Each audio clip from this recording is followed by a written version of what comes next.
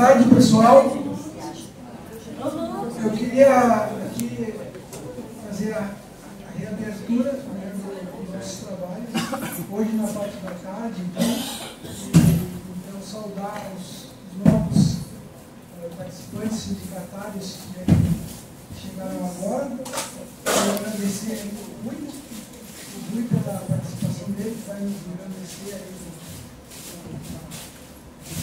a exposição dele, né?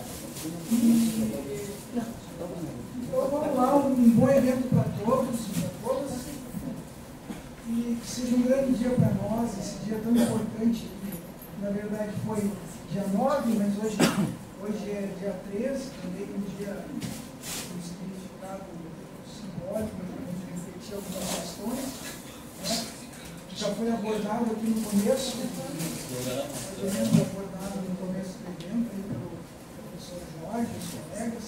Está muito rico esse evento, porque cada vivência nossa aqui engrandece ainda mais o nosso debate. Né? É feito um debate, uma discussão, e vamos em frente, construindo tentando construir esse novo Brasil aí, que foi nos tirado. A participação do doutor Maurício, aí, o nosso político, fundações, e nossos colegas, então.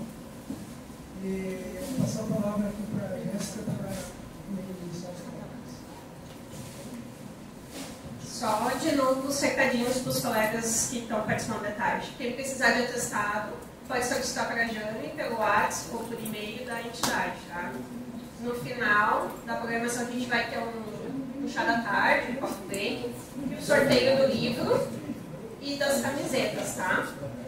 E agora a gente inicia, então, com o tema de saúde mental, com o senhor Rui Muniz, mestre em sistemas de produção pela Escola de Engenharia da URGS, com dissertação em sistemas de produção, ergonomia e mantenabilidade na execução de serviços, especialista em gestão pela Escola de Administração da URGS, com trabalhos em indicadores de manutenção, graduado em Engenharia de Produção pela URGS. E para acompanhar o seu Rui, daí o nosso colega da Synergy Sul, o Júlio, e a Sibila da URGS.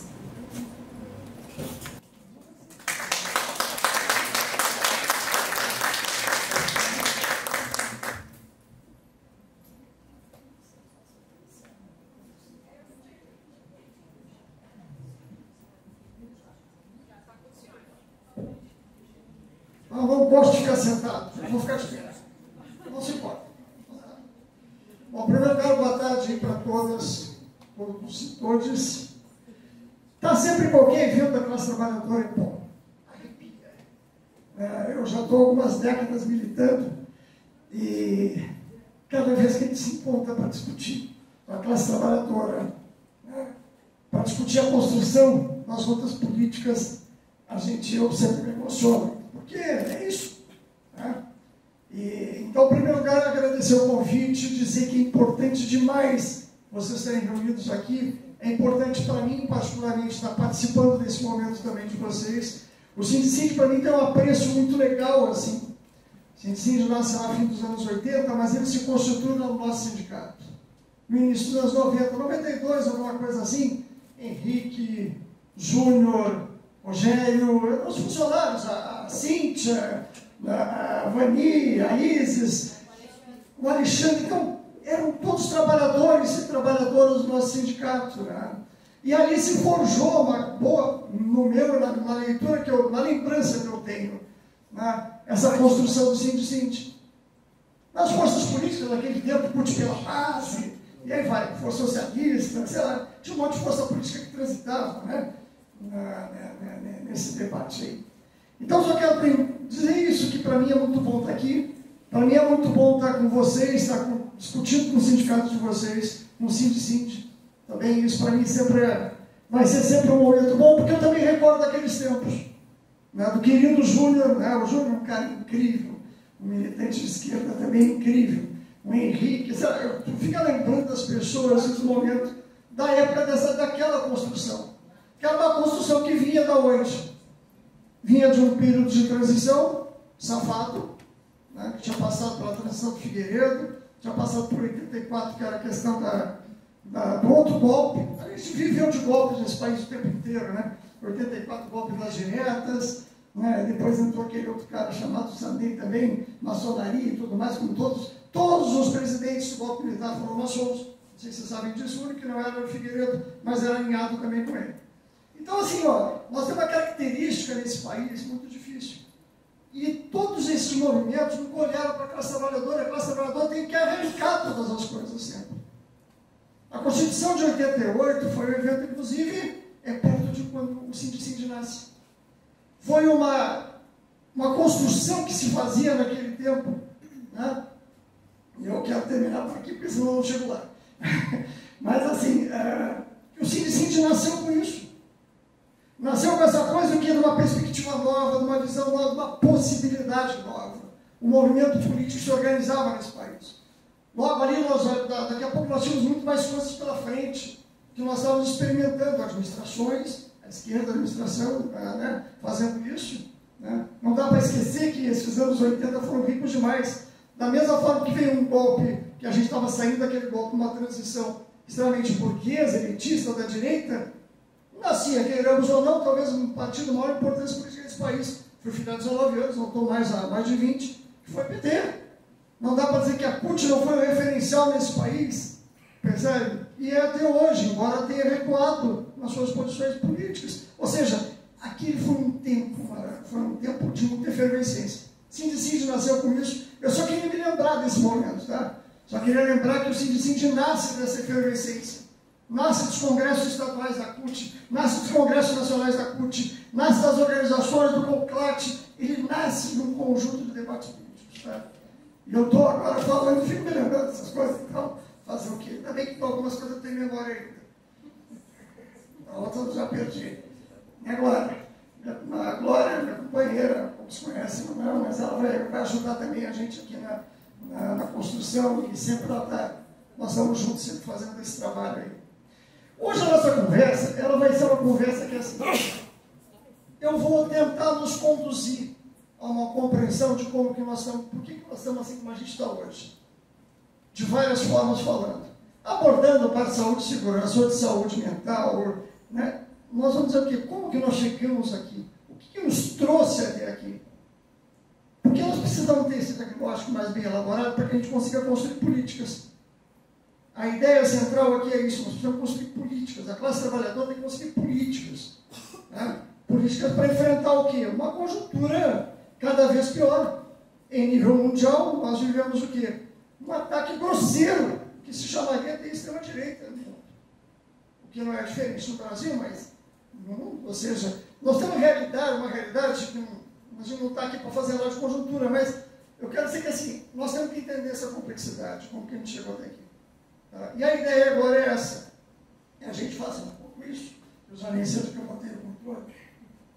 Eu acho que está contigo aí. Um controlezinho. Ah, não, daqui não posso. Eu disse que eu esqueço. Mas assim, ó, nós temos que partir de uma realidade que é a realidade do Brasil. O Brasil, essa realidade aqui, ó.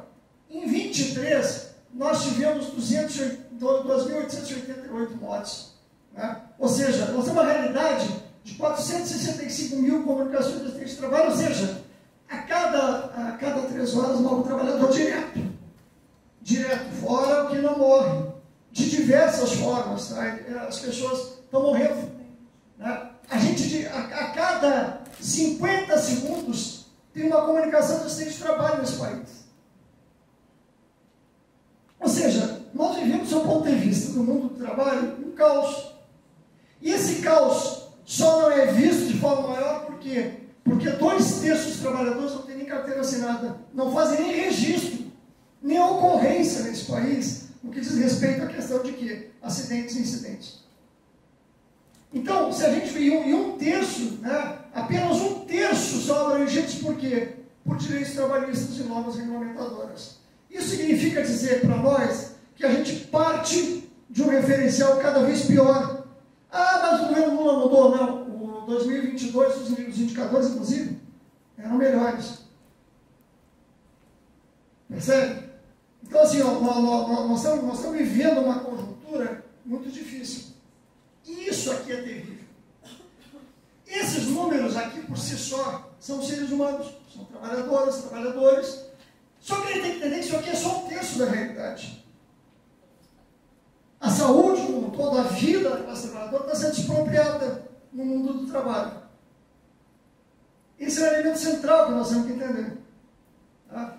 Bom, para isso, eu vou traçar brevemente uma visão de tempo aqui, para a gente entender como é que a gente chega a ter esse quadro desgraçado de catástrofe que a gente vive hoje no que diz respeito à saúde e segurança desse país. Aliás, não é só sobre isso, né? Não é só sobre isso. A miséria e a fome nesse país estão correndo solto. Não é só o desemprego, não é só a desregulamentação. O saneamento não existe. Os caras agora estão privatizando o SUS nas especialidades. E não é outro governo. E eu não quero que ser esquerdista, eu não sou. Aliás, hoje eu não tenho nem partido. Então, assim, ó, eu só quero dizer que nós temos que entender. Quando é que isso começa, essa coisa toda? Né? Isso começa a se estruturar basicamente no século XVIII para o século XIX, que a gente chama de Revolução Industrial, coisa e tal. Não, foi com a organização do trabalho mesmo que isso começa a evoluir. Né? E, obviamente, que houve vários... A Revolução Industrial não terminou, ela não aconteceu só no fim do século XIX e no século XX. Não, ela continua ainda muito forte. Né? E dá para dizer que o grande marco que nós vivemos até hoje está aqui.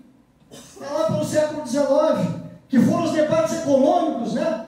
Quem é que traz, na verdade, o fortalecimento da Revolução Industrial? A direita, David Ricardo, Adam Smith, com o salário mínimo de sobrevivência. Não é isso? Com a mais-valia.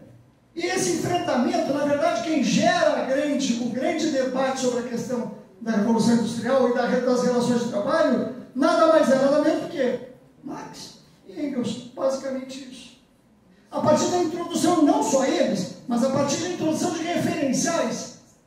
A Revolução Industrial foi uma consequência óbvia da imposição dos interesses econômicos.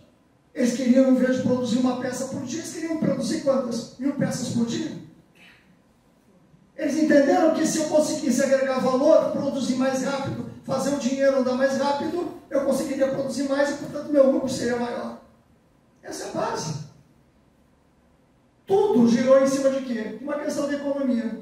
Os trabalhadores enfrentaram de várias formas, em várias partes do mundo. Vários movimentos tiveram, né? No Brasil, inclusive, também, a Liga Operária, a União Operária, movimentos na Europa, vários movimentos aconteceram.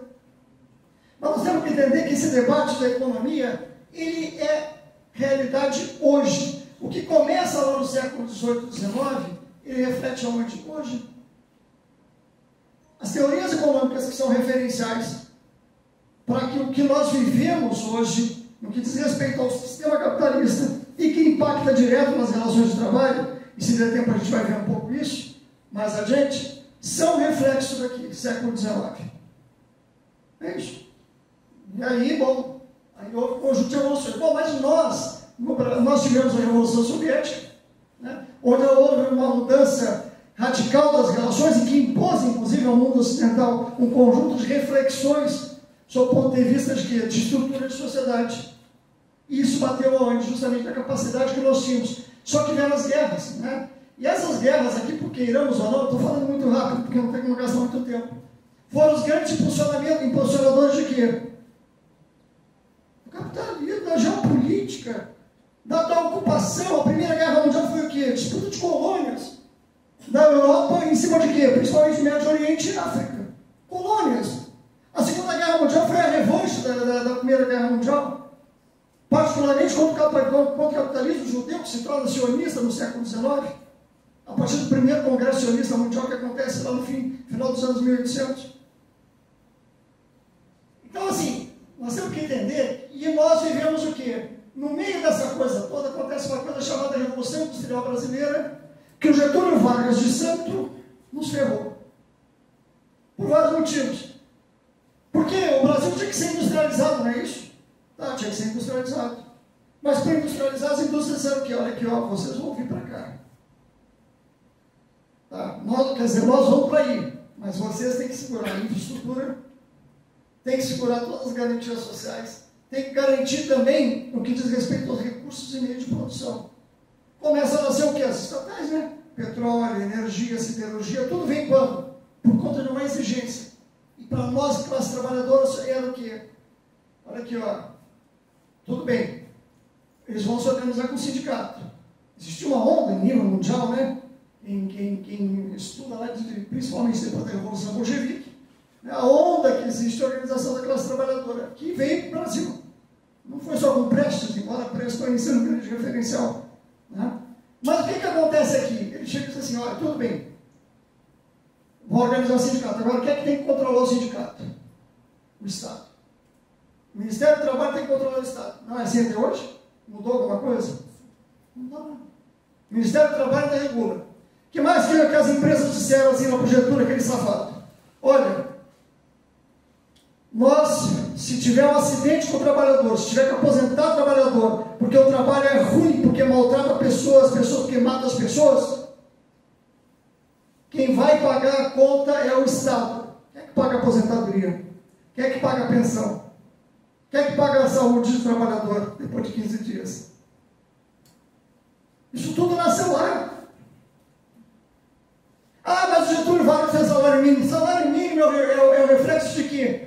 De uma teoria de David Ricardo, que na disputa econômica disse o quê? Olha aqui, ó, nós temos que garantir nesse trabalho novo, nessa revolução industrial nova, que os trabalhadores tenham aquilo que é necessário para a sua sobrevivência, senão nós não vamos conseguir trabalhar. O nome disso é salário mínimo. Que o Getúlio Vargas traz para o Brasil. Então, assim, se a gente for ver a nossa história, ela começa a ser forjada e estruturada, e pior, até hoje está assim. E a gente acha um barato. A gente era contra a CLT a vida inteira, hoje nós estamos defendendo a CLT. Nós não assinamos a Constituição de 88, hoje nós estamos defendendo a Constituição de 88. Olha a regressão dessa coisa. Então, a nossa história foi forjada assim, essa CLT foi forjada assim, os direitos trabalhistas foram forjados assim, para interesse de quem? Para interesse de quem? A responsabilidade de tudo era para quem? Para o Estado. Só isso. Bem, então os nossos direitos passaram, teve o golpe de 64, bom, aí então nem se fala, né? A gente já começou dizendo que foi o máximo do conservadorismo, o golpe de 64. Ele traz junto consigo toda uma revisão estrutural desse país, começando pela educação, por óbvio, muitos dos trabalhadores aqui são da área do trabalho e sindicato de educação, mas também em outras áreas. Né? Quem vem para o Brasil fazer matemática moderna, projeto de universidade, quem é? Consultoria norte-americana. É isso. E aí, mas com tudo isso, vem o resto. Porque quem sustentava isso aqui era quem? TFP, maçonaria e militares. É diferente de 2023? 8 de janeiro de 23? É diferente? Todos os governos lá do golpe militar tinham a mesma composição. Os governos depois, me digam onde que não tinha maçom, por exemplo. Onde é que a TFP não estava? Onde é que a extrema-direita não estava? Desde o primeiro governo Lula.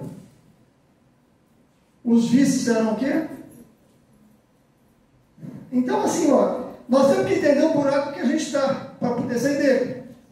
Tá? Nós temos uma disputa aqui que foi evoluindo. Crise do petróleo, que justificou um conjunto de reformas, inclusive reforma universitária. Nas universidades, nós dissemos o quê? Os caras reformaram a universidade para quê? Simples. Para garantir mercado, para garantir as empresas que vinham se instalar no mesmo modelo lá de 1943. Pior, a universidade que tem hoje é igual a de 1969. A estrutura é a mesma. E parece que a gente não se ligou nisso, né? Mas a estrutura é a mesma. A Universidade Pública Democrática Gratuita e Popular, com essa coisa toda que a gente defende, é a mesma concebida em 1964, que foi a partir da reforma de 69. Então nós temos que entender que nós estamos nesse negócio. Tá? Houveram outros elementos aqui que são capazes, né? Por exemplo, nós fomos capazes, em 1978, criar as normas regulamentadoras de saúde e segurança das trabalhadoras e trabalhadores. Quantas normas regulamentadoras de saúde e segurança tem nesse país?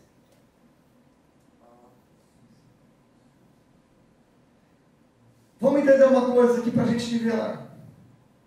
Norma regulamentadora faz parte do nosso contrato de trabalho. Ele está dentro da CLT. ela protege a vida da gente. Se eu não conheço as normas regulamentadoras, eu não conheço aquilo que me protege minimamente hoje na estrutura do Estado. São 38 normas regulamentadoras. Elas nos protegem nos ambientes de trabalho dos que a gente chama de riscos ocupacionais. Está aqui, ela foi criada em 78. Por quê? Porque isso aqui é um caos. Isso aqui é um caos. No fim do golpe militar, o Brasil é um caos no que diz respeito à questão das relações de trabalho. E é um caos tensionado, inclusive, por organizações que foram criadas a partir da Segunda Guerra Mundial. Algumas, inclusive, foram boas para nós. Inclusive a própria Organização Internacional do Trabalho, que criou aí um conjunto de regulamentos mundiais, de referenciais mundiais para a classe trabalhadora, inclusive para trabalhadores públicos, seletício público. Então, e aí vem as novas regulamentadoras. Bom, vem a Constituição, eu vou passando reto, tá? Gestão de processos, vieram várias coisas, tá? No serviço público e nas empresas privadas veio isso aqui. Veio um conjunto de fenômenos, né, que a gente depois se der vai ver um pouquinho. E aí veio o quê? Bom, reforma da Previdência 2003. Em 2003 acontecem duas grandes reformas nesse país, tá bem? E aqui nós temos que ser críticos. A primeira delas foi a reforma da Previdência mais dura que se teve nesse país no governo de esquerda. Primeiro ano do governo dito de esquerda. O Boric até fica meio frágil perto disso, lá no Chile.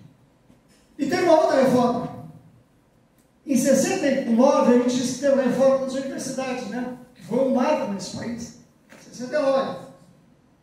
2003, Tarso Genro, ministro da Educação desse país, pega a orientação do Banco Mundial de 1995 e instala nesse país a reforma universitária. É igual. Produtividade e qualidade. Produtividade e qualidade. Aí vem os papers, os artigos, o Qualis A, Qualis B, Qualis C, tudo para fazer o quê? Modelar as nossas universidades de acordo com o quê? Com os ditames do Banco Mundial. Então, nós, classe trabalhadora, a gente está muito desapontado. Nós temos feito inflexões, a gente faz enfrentamento, mas nós temos que entender a realidade que nós temos. Tá bem? Depois a gente fala o que a gente veio fazer aqui. Estava tendo depois mais um golpe de 16, assim, reformas trabalhistas do Temer, outro maçom, coisa e tal lá, reforma trabalhista, ou seja, o que mudou nesse troço todo? O mundo mudou, as relações de trabalho mudaram, porque houve mudanças estruturais no sistema que o sistema capitalista fez. Primeira delas, transformar de manufatura em serviço. Hoje as empresas não trabalham mais na lógica de manufatura e serviço. Sabe o que é?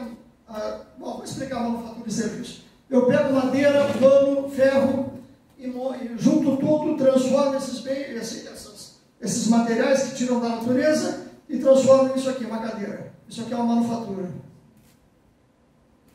A cadeira quebrou a patinha. Tá? Ela foi para a manutenção. A manutenção fez um serviço.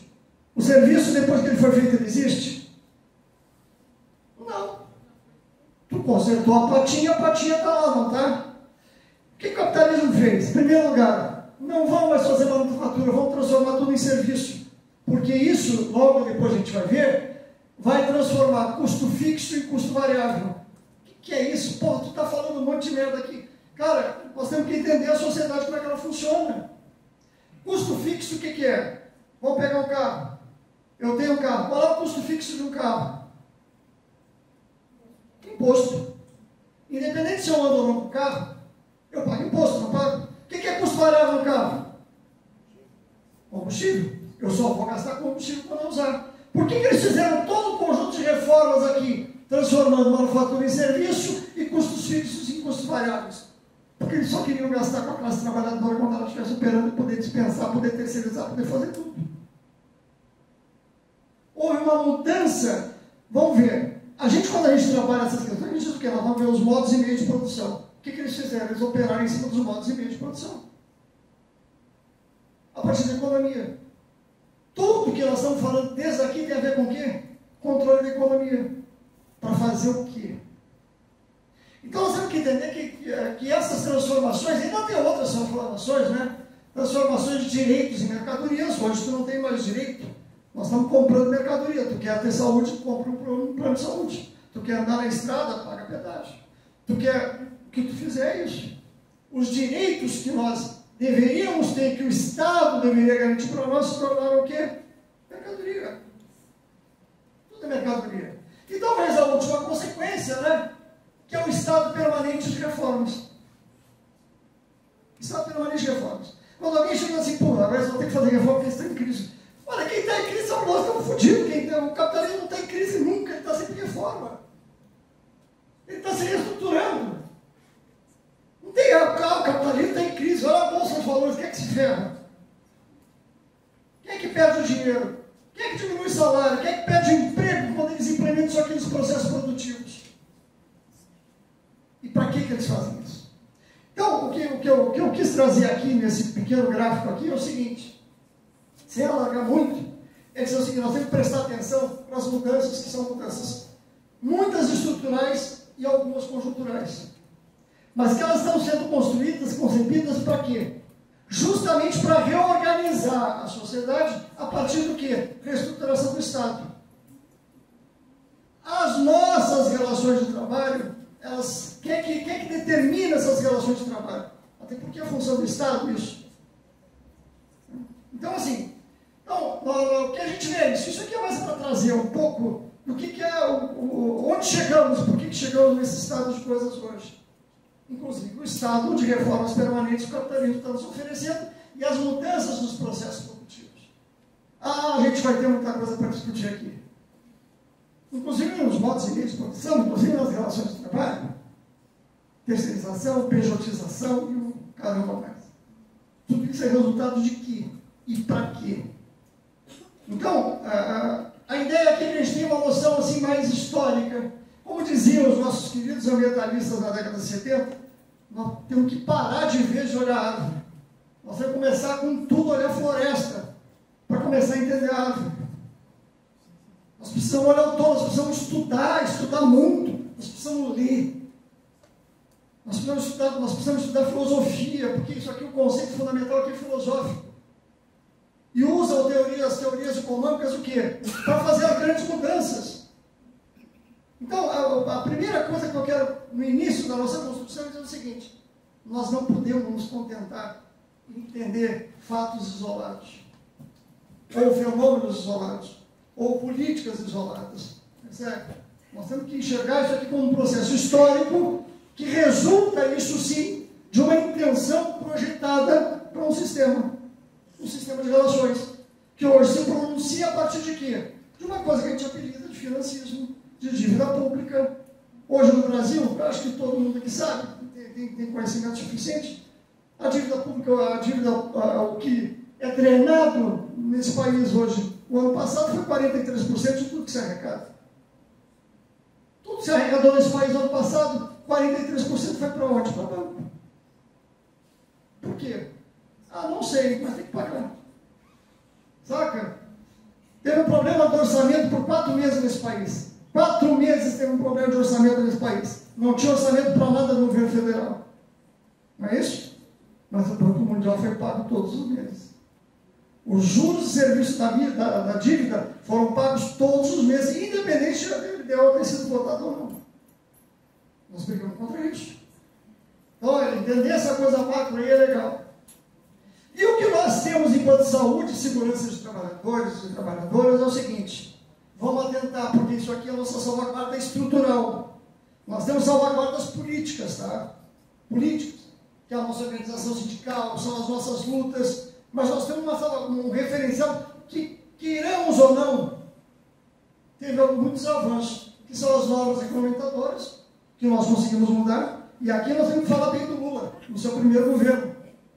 As normas regulamentadoras, elas foram criadas para quê? Uma resposta óbvia, para beneficiar os empresários.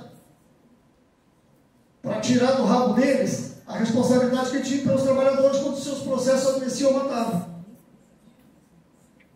No primeiro governo Lula, teve uma reforma estrutural das normas regulamentadoras.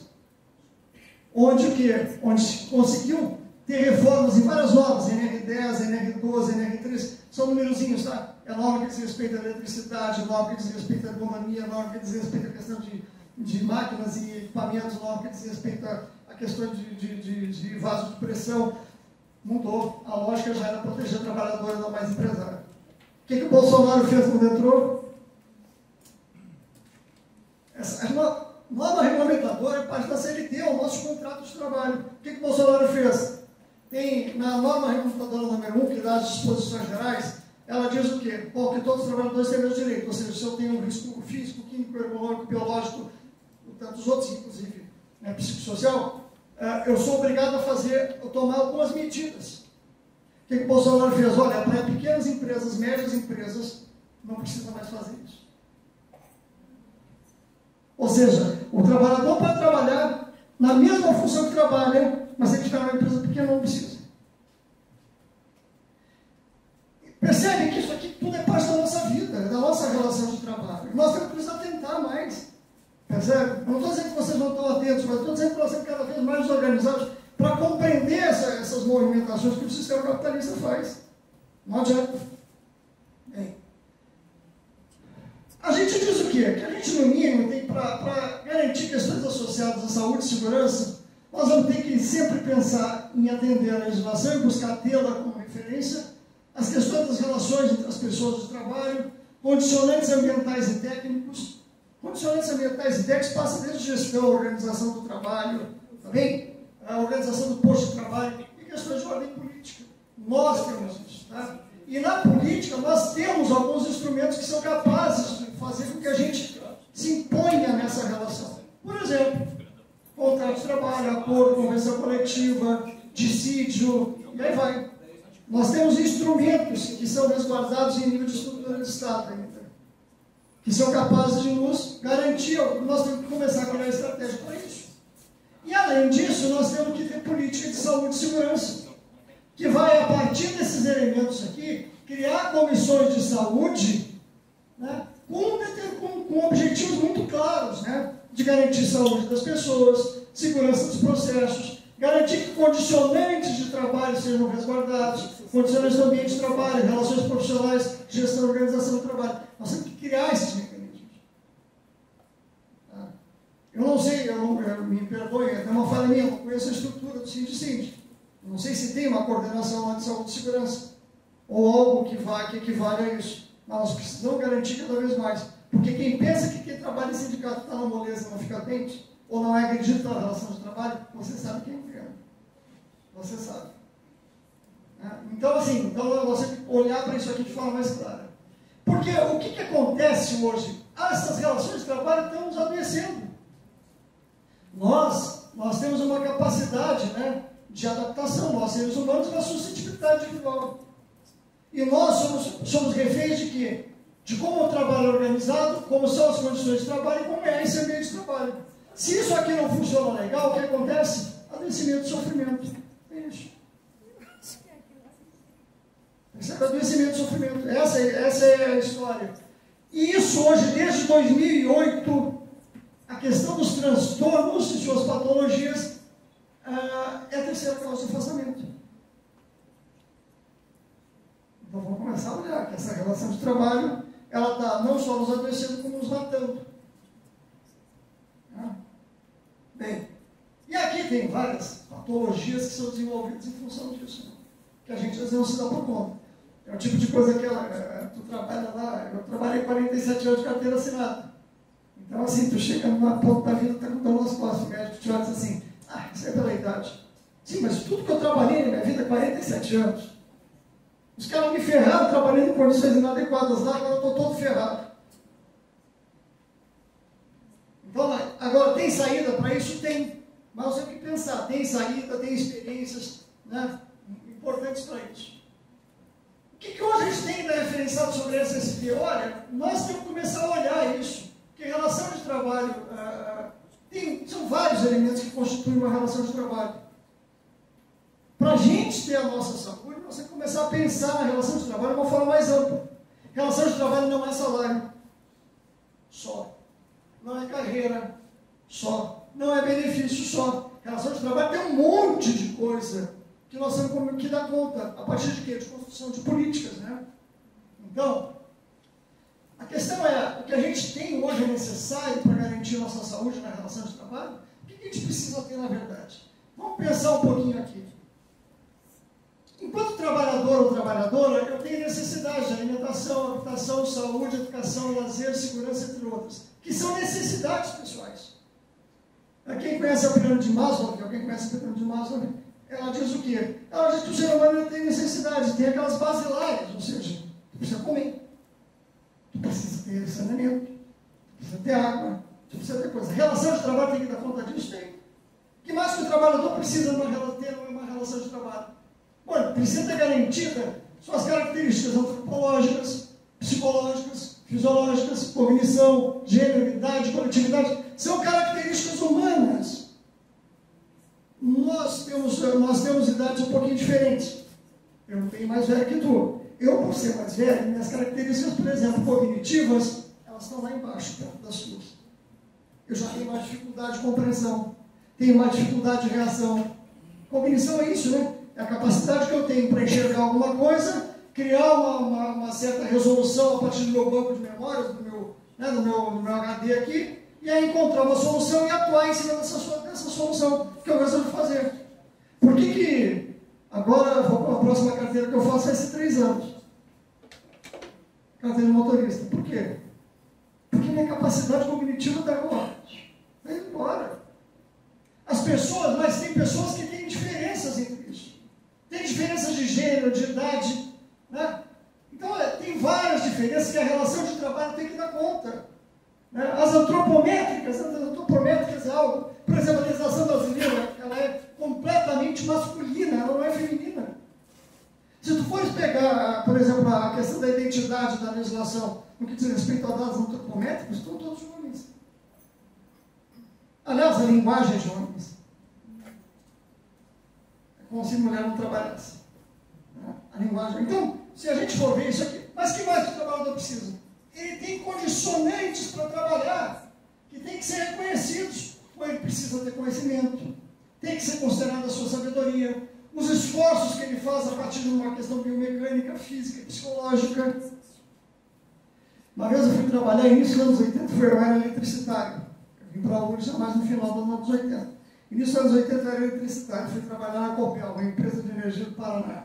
Cheguei lá e os caras disseram assim, você vai trabalhar na Copel, vai trabalhar numa usina, eu fui trabalhar na usina de Júlio de Mesquita Filho. Início dos anos 80. Aí eu cheguei lá e os caras disseram, olha aqui o conjunto de benefícios que tu tem. Fui ver lá, já tem academia. Falei, puta, que empresa boa essa. Caralho, empresa boa. Empresa boa. Só que, na verdade, por que eles estavam aquilo ali? Porque o trabalho era tão ruim, tão sem vergonha, que eu tinha que me preparar fisicamente, porque senão eu não ia aguentar o tirão. Não, porque eles eram bonzinhos, porque eu não era bonitinho, pelo contrário.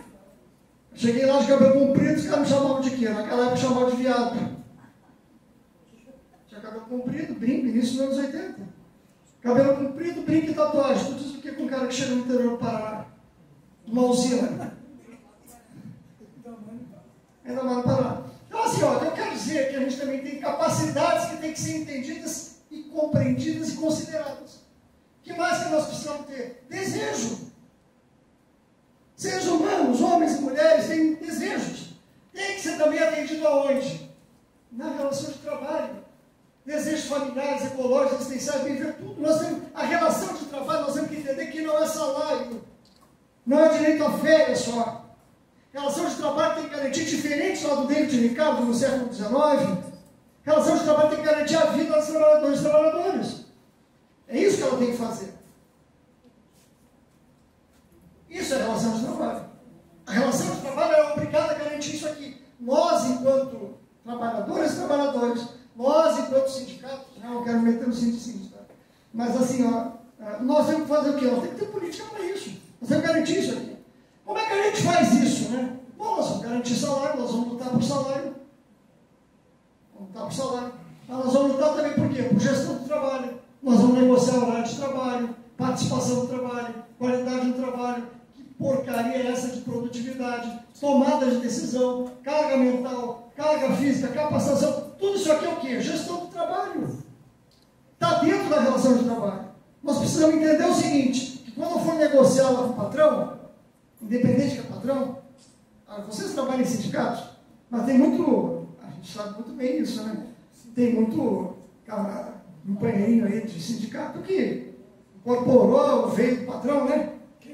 Bom, democracia nem pensar, tá? Na relação de trabalho, então, menos ainda. Então, assim, ó.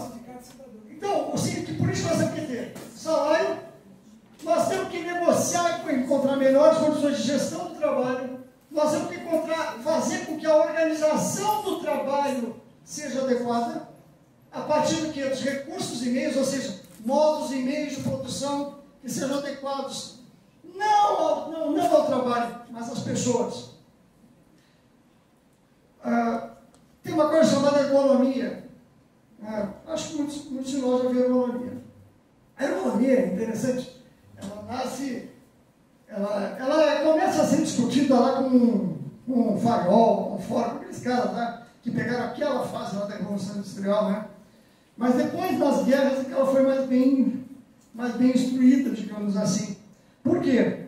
Na Primeira Guerra Mundial, os caras usavam uns aviãozinhos lá, os japoneses, estavam lá uns aviãozinhos, e eles não acertavam bomba nenhuma. Em lugar nenhum, eles não conseguiam matar. O negócio deles era matar, vão matar. E eles andavam nos aviões e não conseguiam matar ninguém. Eles se deram por conta que se por acaso o cockpit do avião tivesse melhor organizado, para que ele pudesse matar mais gente, ia ser melhor. A visão da ergonomia nas indústrias, nos processos produtivos, ela parte dessa mesma consciência. Eu tenho que ter um bom lugar para trabalhar, para que aquele trabalhador produza mais. É da natureza que nós conseguimos avançar para uma nova visão de ergonomia, que é qual é? A adaptação do trabalho, de tudo que diz respeito ao trabalho, aos seres humanos. Essa é a visão mais adequada de ergonomia. Não essa para fazer produtividade, não essa para conseguir desenvolver mais ou garantir mais lucro, né? Mas essa sim para garantir o quê? A adaptação dos processos, modos e meios de produção aos seres humanos. O que mais que nós temos que ter também? CST, pô, para aí. Saúde e segurança tem vários riscos. A gente vai dar uma olhadinha muito rápida nesses riscos daqui a pouco, já. Tá? Nós temos muitos riscos, a questão de ergonomia, periculosidade, salubridade, transtornos, assédios, estresse. Tem que entrar na negociação. O sindicato tem que fazer isso. É papel do sindicato intervir na relação de trabalho. Bom, o que mais? Condições ambientais. A gente sabe o quê? Que as pessoas, seres humanos, têm condições de iluminação adequada, temperatura adequada, ventilação adequada. Por exemplo, se eu estiver trabalhando embaixo daquela luz ali, com uma máquina de computador, eu tenho que ter uma determinada quantidade de luz, de lumens incidindo na frente, uma quantidade dos lados, uma quantidade atrás. Se eu não tiver isso, eu posso ter o quê? Dor de cabeça, cefaleia, problema de olhos, várias coisas. Isso tem que entrar na nossa relação de tarefa, ou seja, se nós vamos negociar com o patrão, nós temos que negociar tudo da relação de trabalho, não é só salário. O problema é que isso aqui está ficando cada vez mais secundarizado, né? E aí que nós temos que ver qual é a melhor estratégia. O que mais? Benefícios, claro que nós queremos benefício. Benefício é um pouquinho da contrapartida que eles têm que dar pelo que eles exploram. É por isso o nome benefício. Não é de graça, né, que o capitalismo faz, que a gente estava conversando. Os caras dão assistencialismo, né? Eles tiram tudo que tu tem. Depois tem uma assistenciazinha lá para ficar um pouco, não te deixa legal. Né? Então, assim, então é urgente que a gente crie requisitos, crie políticas para quê? Para toda a relação de trabalho. Não só para essa pontinha aqui de salário adicionais e abono.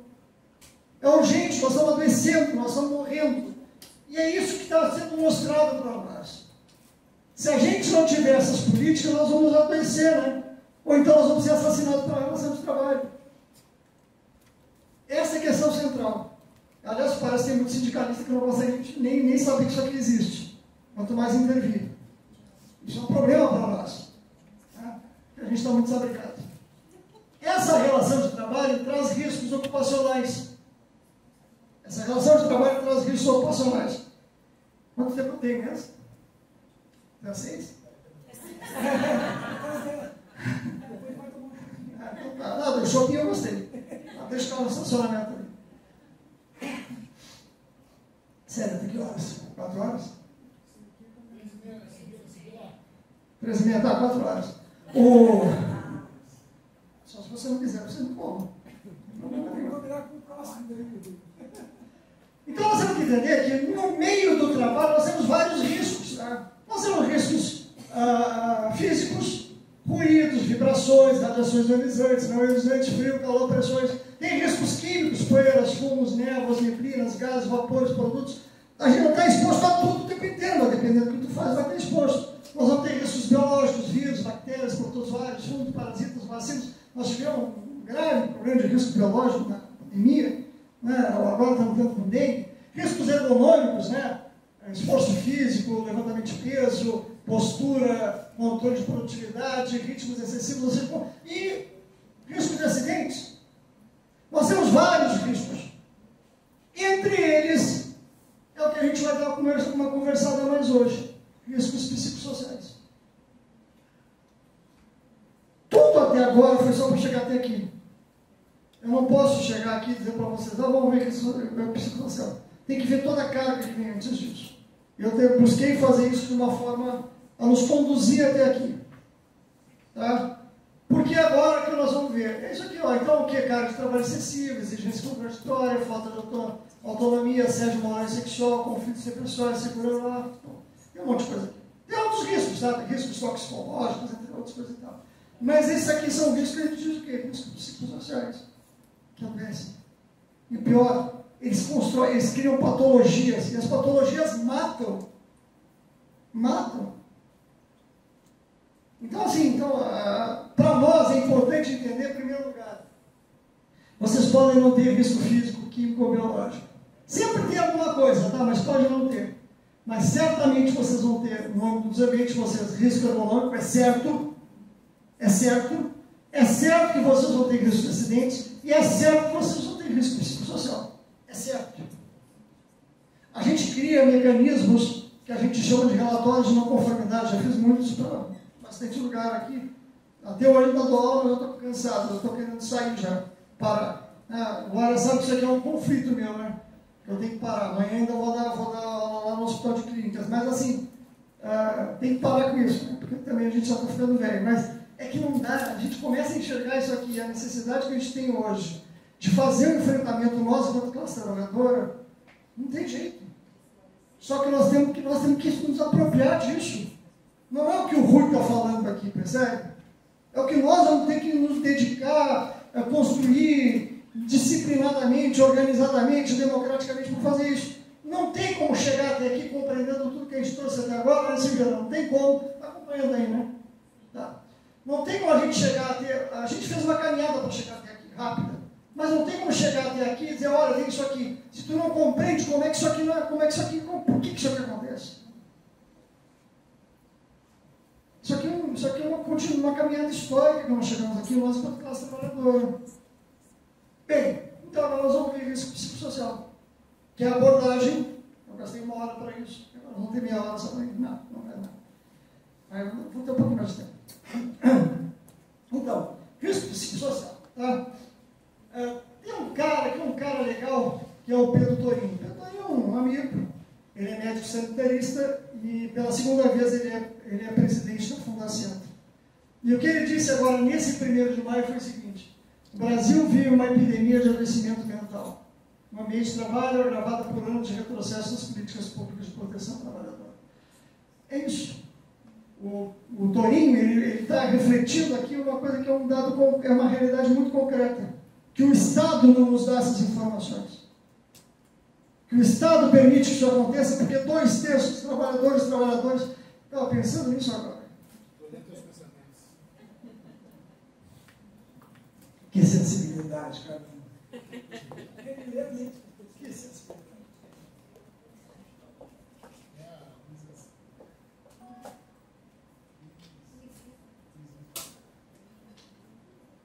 Então ele retrata essa realidade aqui de uma forma muito curta. Né? Que é o seguinte, olha, ou nós vamos atender isso aqui, porque a Fundacentro é uma organização que o governo não está fazendo concurso, já faz horas, o Bolsonaro não fez, e esse governo também não está fazendo. É uma míngua de pessoas, meia dúzia de pessoas trabalhando lá feito louco, feito bicho, para conseguir garantir a Fundacentro. A Fundacentro é o único órgão público que desenvolve pesquisa e estudo na área de saúde do trabalhador. Único. E está sendo desmantelado. Só para a gente ter a noção exata da coisa. Mas nós ainda vivemos com eles. E eu quero dizer para vocês que a gente vai ver alguma coisinha disso aqui. Eu só quero dizer assim, ó, esse material vai ficar com vocês. Nós vamos ver menos das metades das lâminas que tem aqui. Tem 130, 140 lâminas. Mas vocês vão ficar com tudo e mais outros materiais que eu vou encaminhar depois do caminho para seguir uma vez, que a gente manteve contato, para vocês ficarem com ele, tá? Deem uma olhada, estudo, qualquer coisa. A gente pode fazer uma roda de conversa, pode fazer coisas. Quem estabelece isso são vocês. Bem, sobre risco psicossocial, tem uma coisa que vai entrar em vigor agora, 26 de maio, que é a introdução desse novo risco aqui nos impositivos normativos das relações de trabalho. Não está aquele impositivo normativo. É isso, é obrigação. As empresas, e olha que eles relutaram, fizeram ação na justiça, entraram no Supremo Tribunal Federal, fizeram de tudo para não entrar em vigor. Aliás, é muito parecido com as outras regras. Lá em 2012, eu acho, houve uma mudança na nova regulamentadora número 12. Nova regulamentadora número 12 protege as pessoas que trabalham com máquinas e equipamentos. Os caras me chamaram lá em Caxias do Sul, o Cimex, um sindicato das empresas lá de metal mecânica. Caxias do Sul é o segundo maior polo metal mecânico desse país. Porque o que acontece? Os caras, que foi criada uma norma que obrigava as empresas a alterar o modo de funcionamento das máquinas para proteger quem operava. Os empresários fizeram o quê? Criaram grupos de trabalho no Senado, grupos de trabalho na Câmara, fizeram de tudo para não conseguir que essa norma fosse admitida. Ela até hoje é admitida capenga. Tá? Aqui, a mesma coisa, com relação ao risco psicossocial. Porque isso aqui tem a ver com organização e gestão do trabalho. Basicamente isso. E tem a ver com o conhecimento que não é, entre aspas, tangível. Que porcaria é essa? Não consegue medir. Tu consegue medir aqui a quantidade de contaminação de químicos. Tu consegue medir aqui a quantidade de contaminação de físicos. Tu consegue aqui medir a quantidade de contaminação de biológicos. Mas tu não consegue medir a quantidade de risco psicossocial. Não é tangível isso. Então nós temos que criar mecanismos para que a gente consiga avançar na questão dos riscos psicossociais. Bem? O que é risco, na verdade? Risco nada mais é, para a gente entender, a possibilidade de alguma coisa acontecer. E se essa coisa acontecer, qual a gravidade? Quanto maior o risco, maior a possibilidade de acontecer alguma coisa, e maior a severidade que vai acontecer. Então, quando a gente fala isso aqui, nós vamos ver daqui a pouquinho uma graduação para isso. Como é que eu sei se isso aqui é um risco grande ou um risco pequeno psicossocial? A gente tem método para isso. Aliás, eu digo sempre que tudo é método. Depois que a gente aprendeu a dialética, tudo é método, né? Então tá. Então assim, tudo é método. Bom. Aqui, ó, aqui é um linkzinho para a norma, aqui é um link para a norma, que também é o endereço da norma, mas eu vou passar essa norma para vocês. E ela é mais detalhada. Tá? Essa norma regulamentadora número 1, ela diz uma coisa que vocês têm que saber, para todos os riscos, para tudo na relação de trabalho. O patrão tem que fazer o quê? Ele tem que informar, em primeiro lugar, ele tem que cumprir todas as normas, tá? E tem que informar os trabalhadores dos riscos que existem, as medidas de prevenção, resultados dos exames médicos e avaliações ambientais. E tem que elaborar a ordem de serviço no que diz respeito à saúde e segurança. É por lei, isso é obrigado para tudo, inclusive para risco psicossocial. Então, essa norma diz o quê? Diz que os empregadores são obrigados a fazer isso. Tá? E que mais? O que cabe ao empregador também? Ora, permitir o acompanhamento e fiscalização de tudo isso. E aí, aqui é o pulo do gato, que não tem advogado que perca depois de ser isso aqui. Os patrões, o empregador, ele tem que fazer o quê? Antes de qualquer coisa, no caso psicossocial, ele tem que buscar eliminar os fatores de risco. Se isso aqui continua tendo risco, se eu tentar eliminar, ele vai fazer o quê? Minimizar o controle dos fatores de risco. Se não der, vai criar medidas técnicas administrativas e, em último caso, vai criar EPI. O que significa dizer isso aqui? A norma diz o quê? Vamos imaginar, eu vou pegar uma coisa grosseira, mas que todo mundo tem noção. Trabalhar com eletricidade, uma subestação. Uma subestação, o que tem na subestação? É um grande equipamento lá que transforma energia e que, né, nessa transformação de energia há um risco muito grande de contaminação elétrica, choque elétrico, tá? Que não precisa nem ser por toque. O que ele faz? Ele bota um muro e bota uma porta fechada a chave. A pergunta é, ele eliminou os fatores de risco? Não. Eles estão lá dentro ainda. Então, o que ele é obrigado a fazer? Ele tem que criar medidas de controle e medidas de proteção coletiva. O que ele faz? Ele bota um monte de medidas de proteção coletiva. A porta fechada a chave é uma delas. Mas também, depois disso, ele faz o quê? Ele bota placas, cuidado, perigo de morte. E diz o quê? Só quem pode ter essa chave é alguém que tem habilidade para isso.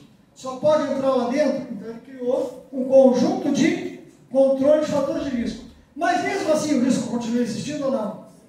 Continua. Então ele vai tentar fazer o quê? Vão criar medidas administrativas. Para trabalhar lá, tem que seguir um conjunto de regulamentos. Se não seguir esse conjunto de regulamentos, não pode. Bom, mas o risco continua existindo? Continua. Por isso que a gente vê o pessoal que é eletricitário fardado sempre. Meia bota, calça de roupa de algodão, capacete, luva, óculos, tudo mais. Isso aqui serve também para quê? Para risco psicossocial. Os empregadores, eles são obrigados a fazer o quê? Buscar eliminar os fatores que causam risco psicossocial. Por exemplo, jornada de trabalho excessivo. Por exemplo, carga de trabalho excessivo. Ele é obrigado a fazer isso. Mas se mesmo assim isso não for contido, porque não depender dele e depender de demanda externa, ele vai criar o quê? Medidas de controle para isso. Por exemplo, limite de número de tarefas para a secretaria fazer. Por exemplo. Mas mesmo assim não deu. Bom, então vamos adotar medidas técnicas e administrativas. Vamos dizer como é que a coisa tem que ser feita e meio que, olha, vamos padronizar, vai ter que ser isso aqui, porque senão vai ferrar com o pessoal. Tá bem? Nesse caso não existe EPI, não existe medida de proteção individual, a não ser aquelas mais subjetivas, tipo, não dê mais do que 10 ofícios para fazer por dia para aquela pessoa. São medidas que nós temos que ter. Então, riscos psicossociais, diferentes dos outros, você não consegue medir assim. Ele não é tangível. Tá? Não consegue, ele não passa por isso. Então, você tem que ter muito cuidado. E aqui tem muitas outras que cabem ao empregador, que é regras de conduta a respeito de assédio sexual. O empregador é obrigado. Regras de conduta a respeito de assédio sexual e de outras formas de violência nas normas internas da empresa. Fixação de procedimentos para recebimento e acompanhamento de denúncias para a apuração dos fatos, como for o caso de aplicação de sanções administrativas responsáveis. Realização do no mínimo a cada 12 meses ações de capacitação e orientação. Ou seja, nós temos um arcabouço legal que a gente pode pegar e exigir. Isso aqui é por quê? Vitor, é isso. A gente não pede. A gente não está recebendo nenhuma concessão. É uma obrigação, um regulamento de Estado para proteger cidadãos e cidadãs. As normas reguladoras é isso. Bem, e aí vai. Tem um conjunto aí de questões. Agora, é óbvio também, para nós, o que cabe na norma? Constitui ato faltoso e recusa ao cumprimento disposto do que tem que fazer. Ou seja, foi dito, olha, para trabalhar tem que trabalhar assim, assim, assim, assim, por motivo de segurança. Se tu te recusar, tu pode dar de justa causa. Nós podemos nos recusar quando houver, nos recusar a fazer qualquer tarefa, quando essa tarefa nos levar a risco grave ou iminente. Nós podemos. A gente só tem que dizer assim, não vou fazer por causa disso, disso e disso. Tem um ambiente lá que está, eu vou trabalhar na secretaria, mas daqui a pouco a secretaria lá está úmida, está com problema elétrico, eu digo assim, não, isso aqui é risco grave e iminente, eu não vou trabalhar. Justifica para chefe dizer, não vou trabalhar por causa disso aqui. Então, nós, enquanto trabalhadores e trabalhadoras, nós temos como nos recusar, mas nós também temos que atender aos regramentos. Tá? Bom, vamos indo, porque senão a coisa fica... Então, assim, ó, o que nós temos que ver aqui, eu vou passar cada vez mais rápido, aqui assim tem toda uma parte bem... Glória, por favor, bota o link aí, riscos ocupacionais. Está quase olhando lá agora. Não, tá.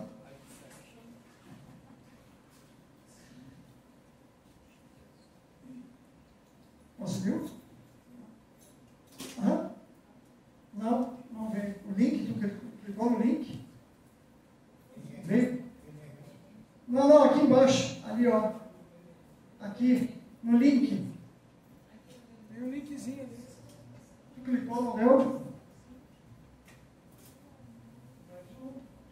Aqui não está aparecendo. Bom, ali naquele link, para um pouco de 13:15, tem todo o regramento impositivo da norma que diz respeito ao gerenciamento de riscos ocupacionais na área psicossocial. Tá? Vai um documento para vocês, se darem uma olhada, coisa e tal, não tem como a gente ver tudo agora. Tá? Vamos lá. E falou aqui. Passa avante aí, então, por favor. Não está mais funcionando. Foi? Tá bem. Então, assim, ó, como é que tu identifica um risco psicossocial? Está muito cansativo? Não.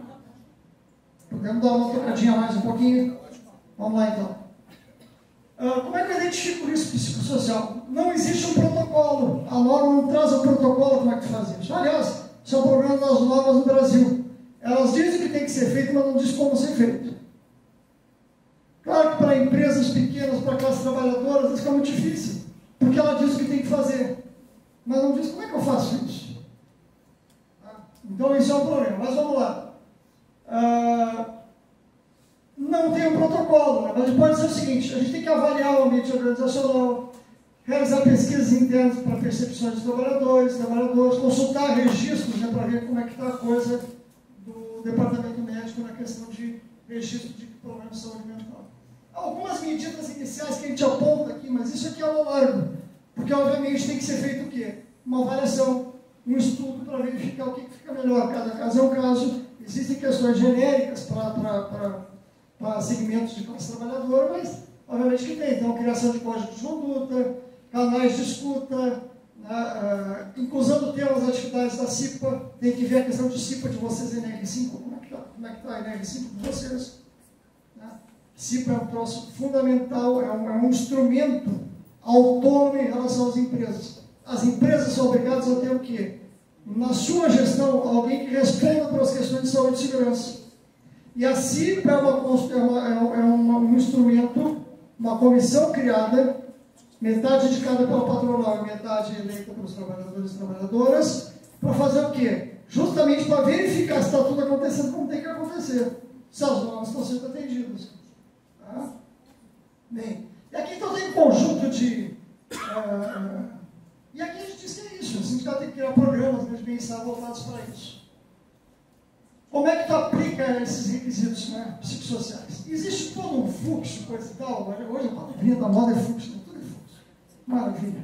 Vamos lá. Existe uma estrutura que a gente diz como funciona o processo de identificação, como é que faz o controle de risco. Tudo isso aqui é resultado das normas. Tá? Eu não vou ficar detalhando, porque senão nós vamos ficar muito tempo. Mas assim, mas tem algumas medidas que a gente pode tomar. Tá? E aqui é a proposta de algumas medidas, tá? Que eu apontei aqui para vocês, para que vocês pensem em alternativas para evitar riscos psicossociais. Tá? Agora, existe uma coisa, uma quantificação de risco psicossocial. Todos os riscos eles são qualificados em níveis de probabilidade de acontecer e de severidade de acontecer. Ou seja, tem uma possibilidade de acontecer ou não. Se acontecer, qual é o tamanho da gravidade dele, o impacto dele na gente. Isso aqui é uma tabelinha de severidade que a gente diz que essa matriz ela diz o quê? Olha, severidade leve, menor, moderada, maior ou extrema. Probabilidade rara, pouco provável, possível, provável, muito provável. Isso aqui é uma matriz matriz de riscos adaptada a riscos psicossociais. Leiam isso e não entenderem, a gente pode conversar uma hora sobre isso, tá? Mas eu vou dar um exemplo para vocês. Vamos fazer um estudo de caso muito rápido aqui. Sobrecarga de trabalho da Secretaria do Sindicato sem controle da distribuição de tarefas pela administração do sindicato, gerando estresse e estágio que não necessita acompanhamento médico. Eu tenho que fazer isso para todos os riscos. Nós vamos ver um risco aqui, que é isso aqui. Sobrecarga de trabalho da Secretaria do Sindicato sem controle da distribuição de tarefas pela administração do sindicato, gerando estresse em estágio que não necessita acompanhamento. Eu vou fazer isso aqui. Eu vou identificar, eu vou dizer o tipo de risco, severidade, probabilidade, grau de risco, recomendação e ação. É uma barbada. Depois de a gente conhecer isso aqui, já tem algumas coisas que os advogados, provavelmente, depois que eles conhecem a civilização, vão ter recomendação. Vamos lá. O risco é esse aqui, sobrecarga de trabalho, né? Qual é a severidade dele? Olha, ela é o quê? Ela é menor. Por que é menor? Gerando estresse em estágio que não necessita acompanhamento. Severidade, dano leve, dor, mal-estar, estresse, sem necessidade de tratamento médico. Então, eu vou enquadrar que a severidade desse risco aqui é menor. Entendemos? Sim? Então tá. E qual é a probabilidade? Bom, a probabilidade é o seguinte: sem controle da distribuição de tarefas pela administração do sindicato. Controle inexistente. É muito provável que aconteça esse risco. Qual é o tamanho do risco? Substancial. A gente faz levantamento de riscos, de qualquer risco, usando matrizes de risco. A norma reguladora número 1 admite isso, aliás, ele exige que seja isso, a partir de um plano de gerenciamento de riscos. E nós usamos isso tecnicamente há muitos anos. Tu cria uma matriz de risco para identificar. Porque depois de tu identificar todos os riscos, pode inclusive estabelecer prioridade para eles. Qual é que eu faço primeiro? O que for maior, o intolerável. Aquele risco, nesse caso aqui, ó, incapacidade permanente ou parcial. E controle inexistente, ele é intolerável. Ou seja, esse risco aqui tu não pode emitir de jeito nenhum. E a ideia é eliminar todos esses riscos. Então, tudo isso que a gente colocou aqui, por exemplo, antes aqui de propostas do que fazer, medidas de controle, coisa e tal, é para que a gente não chegue nisso. Se a gente chegar nisso, a gente já vê o quê? Aqui. Então nós vamos construir, ó. Qual é o tipo de risco esse aqui? Psicofisiológico. Severidade menor. Probabilidade muito provável. Grau de risco substancial. Recomendação. A administração do sindicato deve construir um método para dimensionamento da carga de trabalho da secretaria com distribuição das tarefas de acordo com a capacidade de atendimento das demandas. Qual é a ação sugerida? Encaminhar o setor de pessoal e a CIPA, solicitação de registro da ocorrência, demandando melhoria nos processos de administração das demandas da Secretaria do Sindicato. Eu estou querendo, isso aqui nós estamos falando, tá? Isso aqui é um curso que a gente dá aí de algumas horas, mas assim, ó, estou demonstrando para vocês que a gente enfrenta essas questões com método, com técnica, cientificamente falando, utilizando a legislação que existe. Agora, não é só essa legislação, não, tem várias outras coisas. Eu estou indo já para o fim, embora tenha mais 80 lâminas aqui. Que vocês vão ficar com elas. Mas eu só quero passar por cima delas, porque eu quero falar. Daqui para frente é só provocação, até aqui era conteúdo. Que eu espero que eu tenha atendido minimamente a proposta que a gente trouxe aqui, tá? Claro?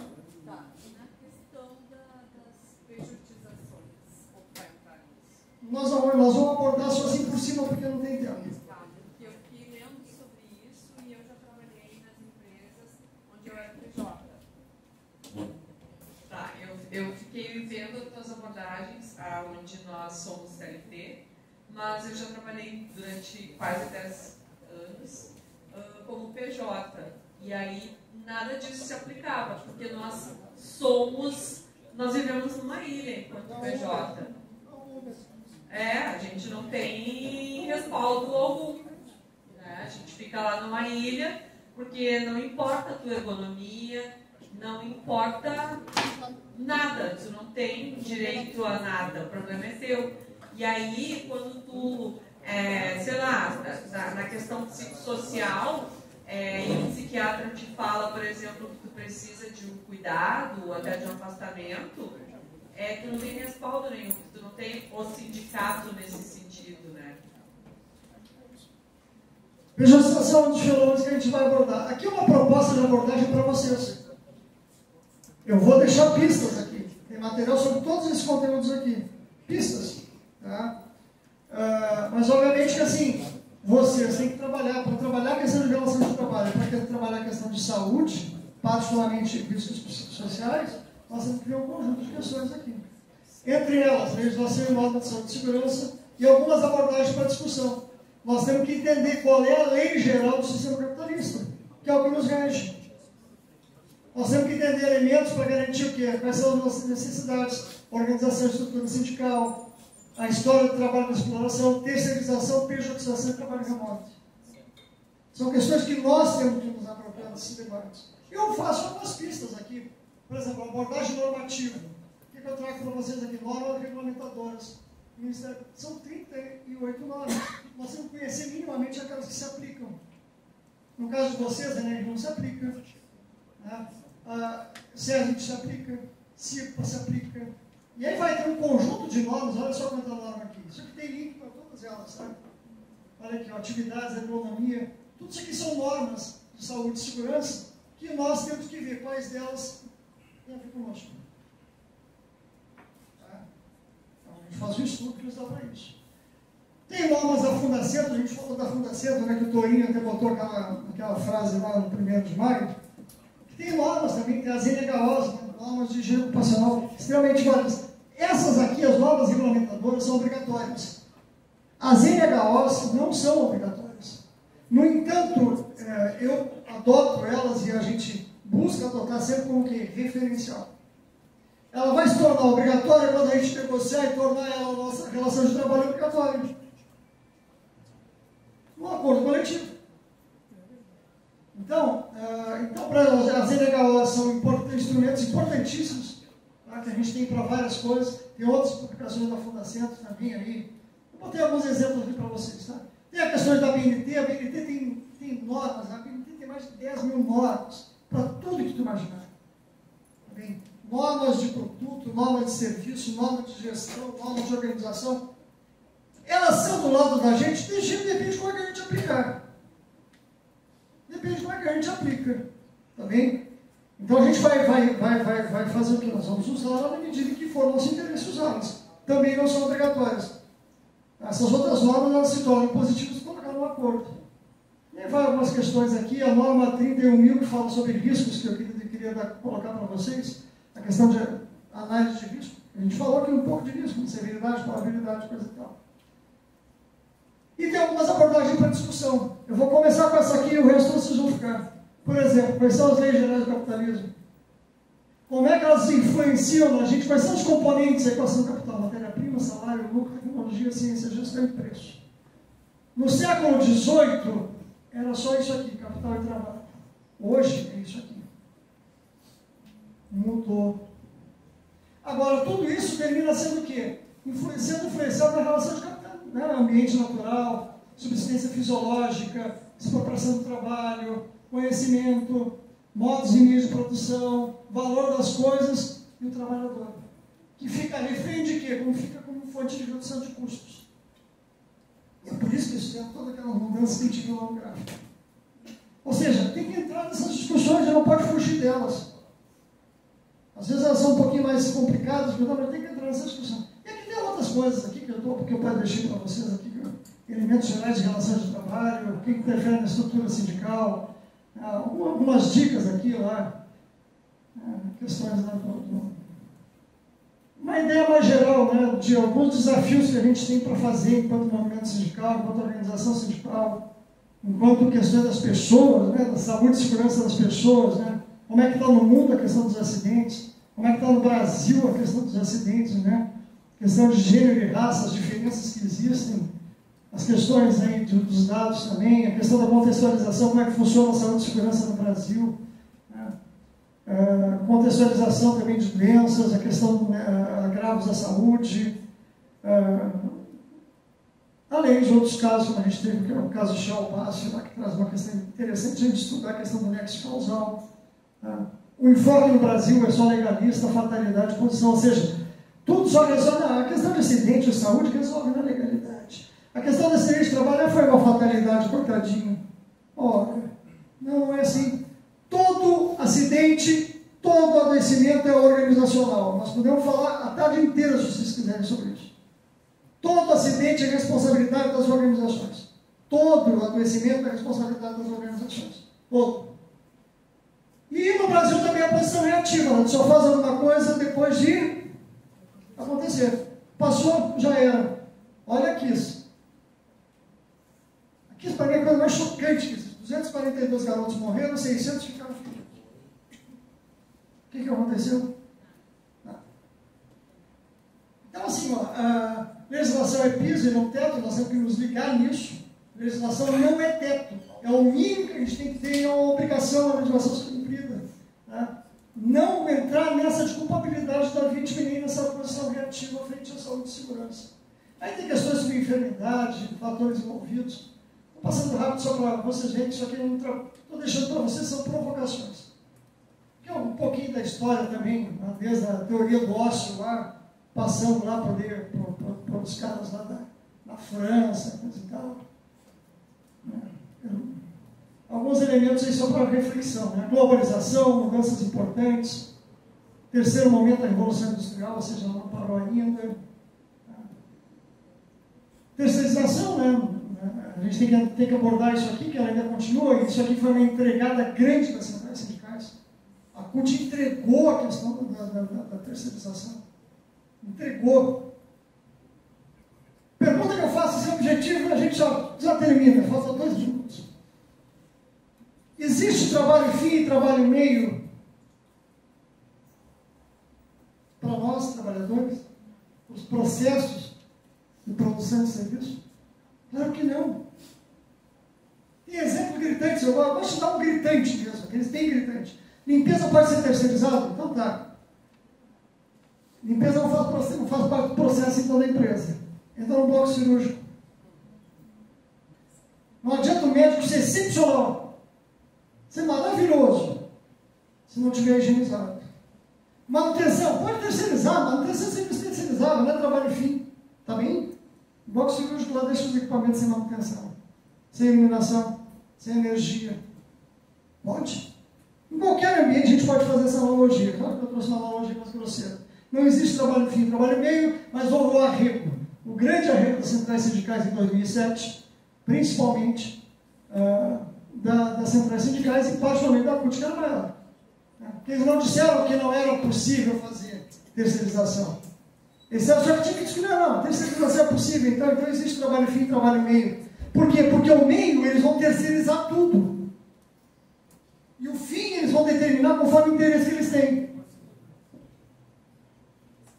Pejotização é outra máscara que nós estávamos falando aqui, outra máscara que a gente tem aqui.